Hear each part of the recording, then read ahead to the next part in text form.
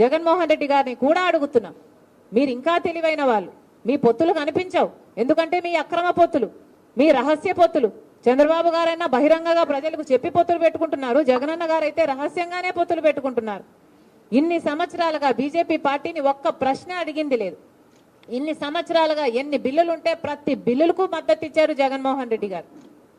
ఇన్ని సంవత్సరాలుగా ఎక్కడ వాళ్ళకి ఏ అధికారం కావాలైనా బీజేపీ పార్టీ నాయకులకి మనది పెట్టిందే ఇక్కడే అడ్డా అన్నట్టుగా ఏది కావాలంటే బీజేపీ పార్టీకి, ఏ ప్రాజెక్ట్ అయినా బీజేపీ పార్టీ తీసుకోవచ్చు, ఏ అధికారమైనా బీజేపీ పార్టీ తీసుకోవచ్చు, ఏ దేనికైనా రెడీ అన్నట్టుగా జగన్మోహన్ రెడ్డి గారు వ్యవహరిస్తూ బీజేపీ బానిసలుగా మీరు ఎందుకు వ్యవహరిస్తున్నారు అని అడుగుతున్నాం. బీజేపీ పార్టీకి తెలుసు అవినీతి చేస్తున్నారు అని బీజేపీ పార్టీ చెప్తూనే ఉంది. మద్యం మాఫియా అంటారు, మైనింగ్ మాఫియా అని చెప్తున్నారు, వాళ్ళ నాయకులే వచ్చి మాట్లాడుతున్నారు. మరి మీకు తెలిసినప్పుడు మీరు ఎందుకు ఏ యాక్షన్ అయినా తీసుకోవడం లేదు ప్రభుత్వం మీద? ఈరోజు మద్యం మాఫియా ఎంత భయంకరంగా జరుగుతుంది. ఈరోజు మన రాష్ట్రంలో మద్యము డిజిటల్ పేమెంట్సే లేవు. ఎవడు మద్యం కొనడానికి వెళ్ళినా క్యాషే, అంటే క్యాషే పెట్టి కొనాలట, డిజిటల్ పేమెంట్సే లేవు.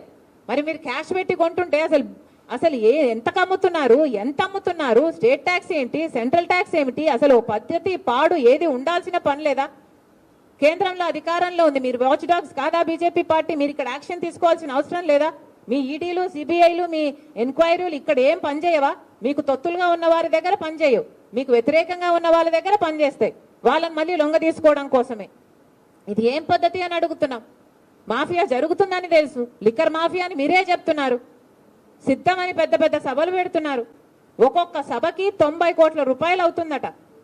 ఎక్కడి నుంచి వస్తున్నాయండి ఈ డబ్బులన్నీ? సిద్ధమని పెద్ద యాడ్ క్యాంపెయినే నడుపుతున్నారు, 600 కోట్లు ఖర్చు పెడుతున్నారట. ఎవరి డబ్బులు ఇవి? ఎక్కడి నుంచి వస్తున్నాయి ఈ డబ్బులన్నీ?